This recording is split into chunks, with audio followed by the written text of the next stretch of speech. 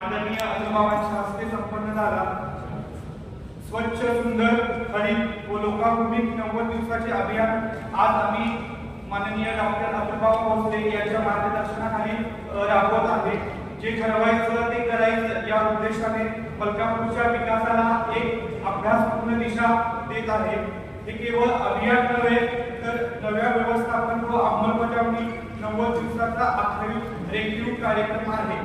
अभियान ते अभिमान या महत्त्वपूर्ण उपक्रमाच्या शुभारंभाप्रसंगी आपण सर्वजण एकत्र आला याचा मला खूप आनंद आहे। मलकापूर शहराच्या सर्वांगीण विकासासाठी आम्ही पुढील 90 दिवसामध्ये ठोस आणि परिणामकारक कामे करण्याचा संकल्प केला आहे।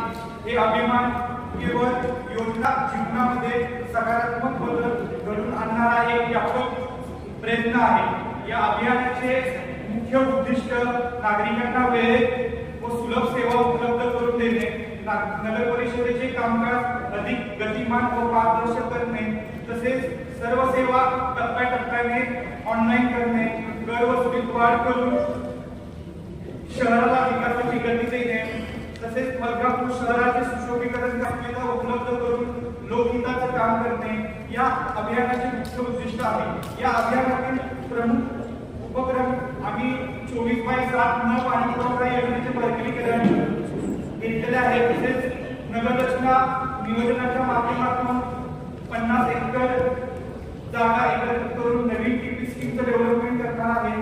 तसेच रस्ते तसेच बांधकाम पायाभूत मूलभूत सुविधांची उपाययोजना करणार आहे। ई गव्हर्नन्सचा उपक्रम आम्ही राबवणार आहे। सांडपाणी प्रक्रिया योजनेचे बळकटीकरण करून सांडपाणीचं निचराचं मोठ्या प्रमाणात अंमलबजावणी करणार आहे। तसेच घनकचरा व्यवस्थापनाचं बळकटीकरण करणार आहे।